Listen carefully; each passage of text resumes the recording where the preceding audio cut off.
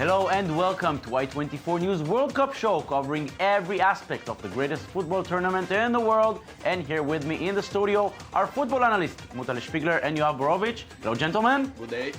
Hi, Jonathan.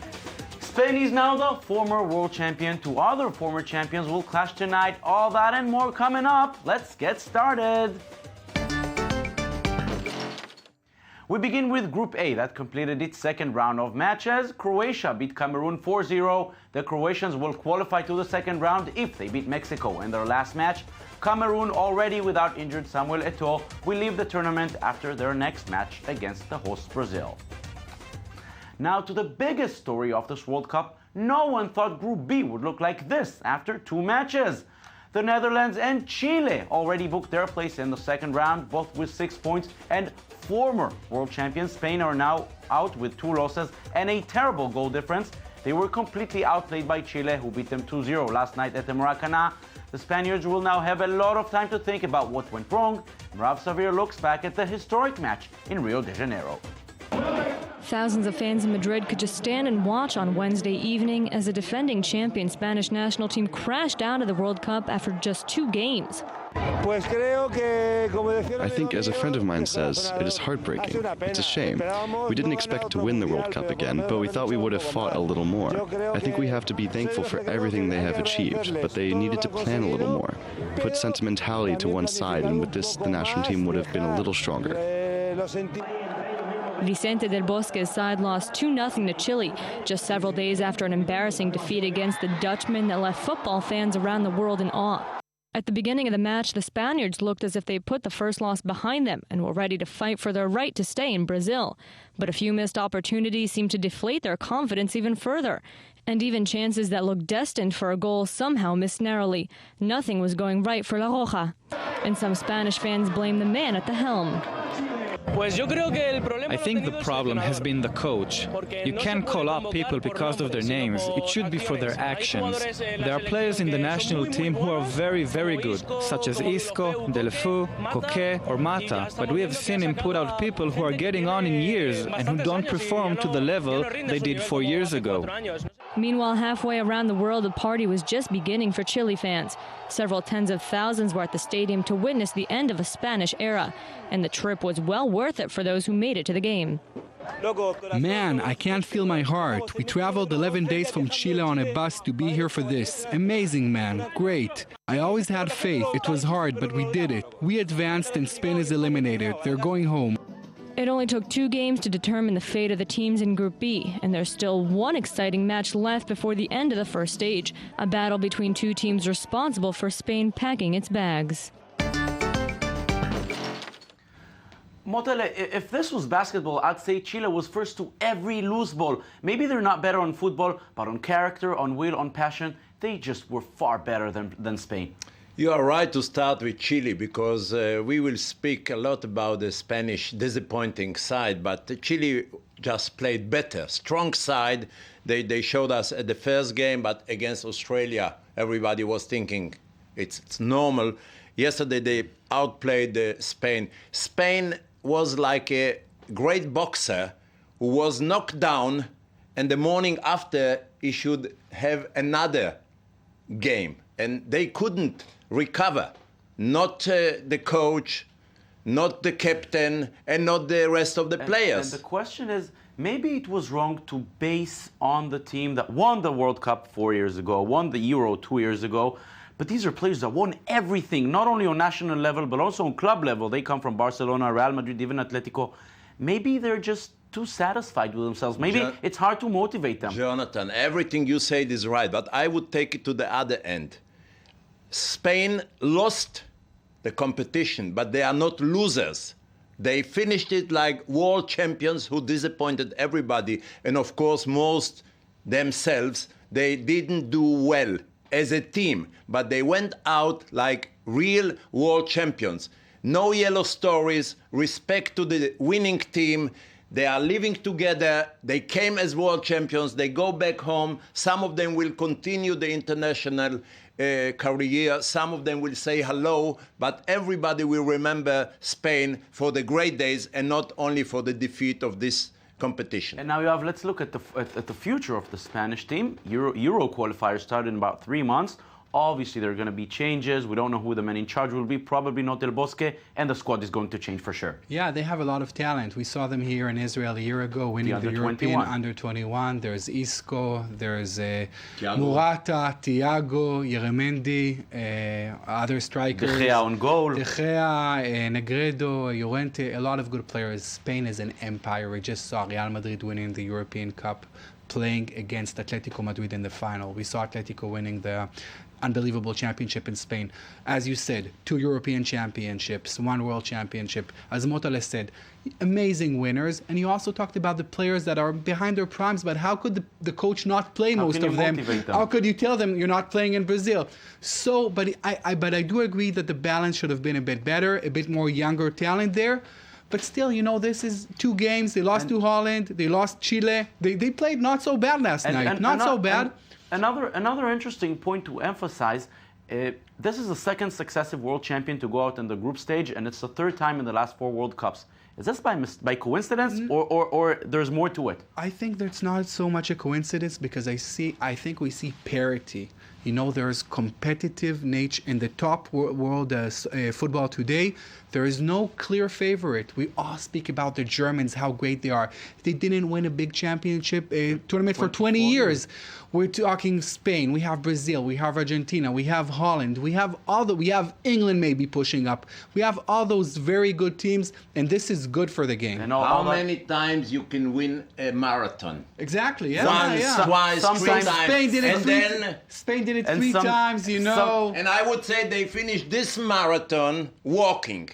And not to forget, no more air. We spoke about the disappointing Spanish players, the future, and don't forget they have a new king. There is future for the Spanish football. Obviously, all that and more to see, and the Spanish defeat obviously drew a lot of comments from the fans on social media. Some were happy, some were sad. Here's Merav Savir with our tweet tech.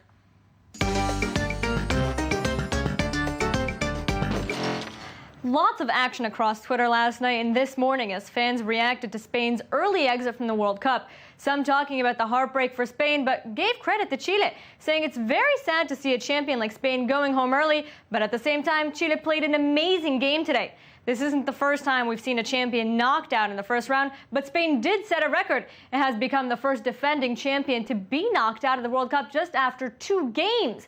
And it's quite shocking because, as Jake Boys points out, Spain's World Cup squad has an unbelievable monetary value, and they shouldn't be losing games like this one. But they did, and Chile fans had a lot to celebrate, and they were loud at the stadium. Cathal Kelly said after the game, Chile fans coming down the ramps just behind us, I wish you could hear them. Goosebump stuff. And we could hear the tens of thousands of them throughout the entire game last night. And after the amazing games we've seen so far, including some shocking ones like last night's, some are saying that if this World Cup doesn't end with the strangest final in history, it will be a huge disappointment. And of course, there are those who already started with the pictures. Footy Humor posted what they think should be the Spanish team's new World Cup photo. What do you think of this one? And Mail Online Sports tweeted the new Chilean Wikipedia page, which has a new message for the Spaniards. Dear Spain, LOL, say bye to the World Cup from Chile. And many fans, not just Chileans, were more than happy to say goodbye to the reigning champs last night, even though none of them thought it would happen quite like this. Now we turn our attention to the action coming up tonight. The second round of matches will get going in Group C. The Ivory Coast and Colombia will face each other in the early match in the capital, Brasilia. Both teams won their respective opening matches. And later in Natal, Greece will square off with Japan. Whoever loses this one will almost certainly bid farewell to the World Cup. The Group of Death, also known as Group D, will also see the second round of games getting started. The 2 winners from the first match day, Italy and Costa Rica, will only play tomorrow. And tonight, 2 former world champions, Uruguay and England, will fight for their lives. Loser goes home, a draw is bad for both. Merav Savir gets ready for the giant clash in Sao Paulo. So we'll see the story a bit later. Motale, there is an immense pressure on both teams. Both Uruguay and England, what will they do?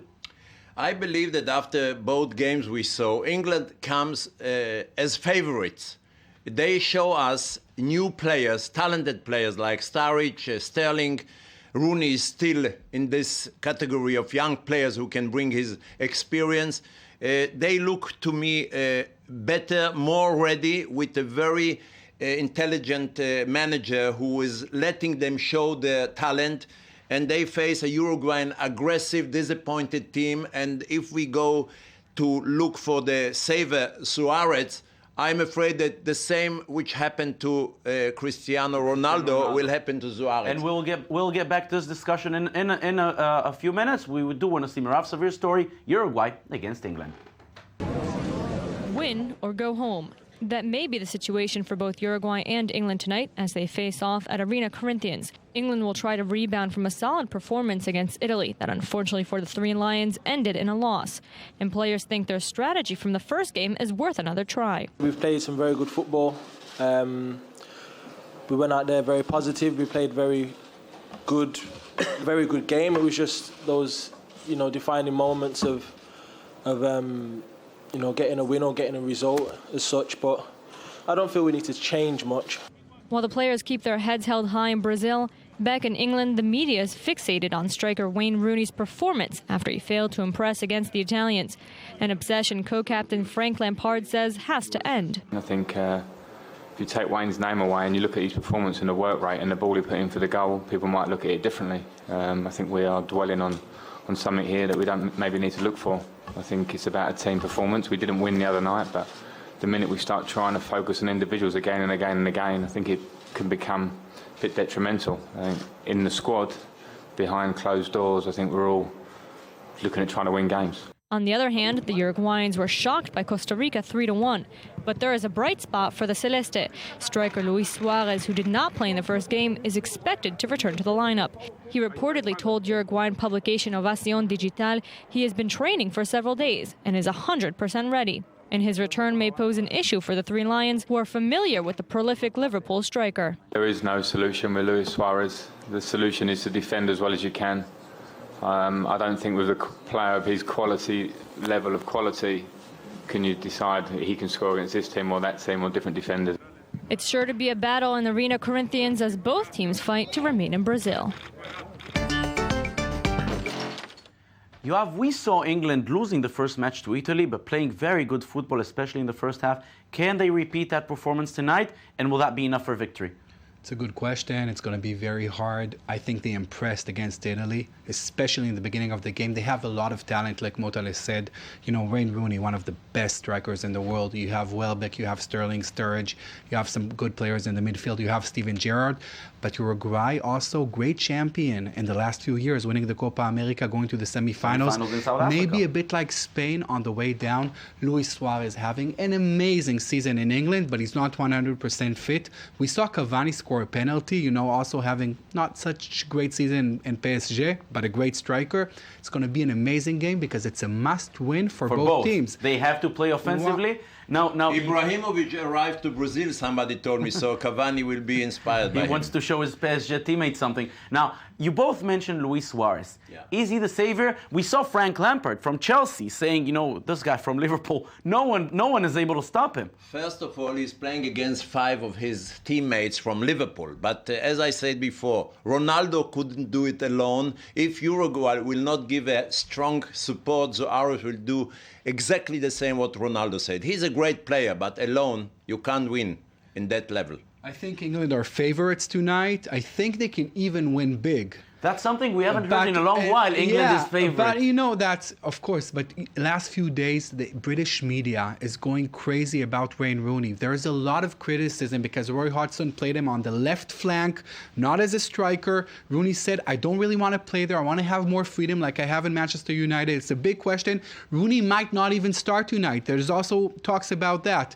So a lot of pressure. Everybody is following him. The photographers with his wife and Rooney. We know with the British media, a lot of pressure on Wayne Rooney, who never really performed big in the World Cup. And then Motale, one final question. Uruguay, we're speaking a lot about England. Uruguay, yes, there's Suarez, there's Cavani, there's far more than that. They have a lot of will and character, those people. Strong team, but as they failed at the first game and the goal now, they must win. To be honest, England must win. Uruguay must win. I can see a big draw.